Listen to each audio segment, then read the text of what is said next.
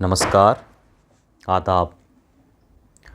राग और रंग की कविताओं के जरिए जीवन के दर्शन को और ख़ास तौर पे आधुनिकता के दर्शन को, आधुनिक समय के दर्शन को, जिसमें हम और आप लगातार अपनी ज़िंदगी को जी रहे हैं, जद्दोजहद के रास्ते पर चलते हुए संघर्ष की यात्रा को पूरा करने की कोशिशें लगातार कर रहे हैं, उसमें एक होड़ सी मची हुई है हमारे जीवन में ऊंचाई को हासिल करने की।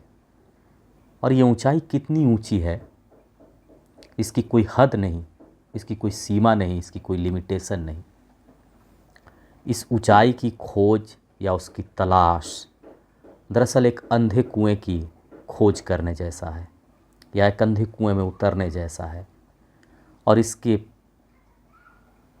फेर में या इस अंधे कुएं की गहराई को नापने की प्रक्रिया में हम कितना कुछ खोते चले जाते हैं, अपना कितना कुछ सामाजिक सरोकार नष्ट करते चले जाते हैं या पीछे छोड़ते चले जाते हैं।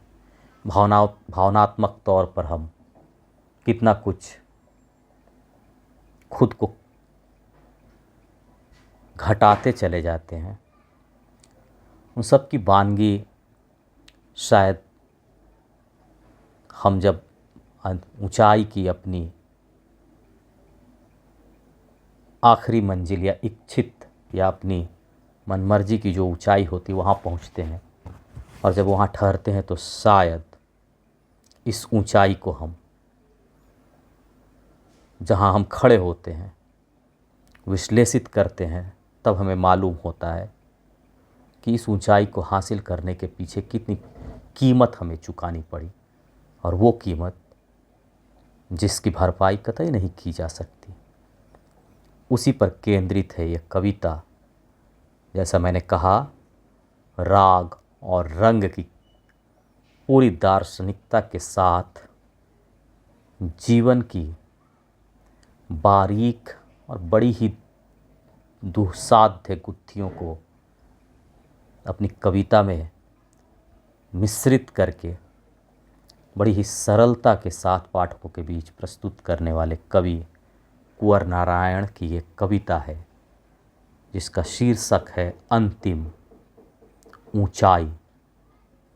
सुनिए, उम्मीद करता हूँ आपको कविता बेहद पसंद आएगी। अंतिम ऊंचाई। कितना स्पष्ट होता आगे बढ़ते जाने का मतलब, कितना स्पष्ट होता आगे बढ़ते जाने का मतलब, अगर दसों दिशाएं हमारे सामने होती। कितना स्पष्ट होता आगे बढ़ते जाने का मतलब, अगर दसों दिशाएं हमारे सामने होती, हमारे चारों ओर नहीं, हमारे चारों ओर नहीं। कितना आसान होता चलते चले जाना, कितना आसान होता चलते चले जाना, यदि केवल हम चलते होते, बाकी सब रुका होता, बाकी सब रुका होता। मैंने अक्सर इस ऊल जुलूल दुनिया को 10 सिरों से सोचने और 20 हाथों से पाने की कोशिश में अपने लिए बेहद मुश्किल बना लिया है, अपने लिए बेहद मुश्किल बना लिया है।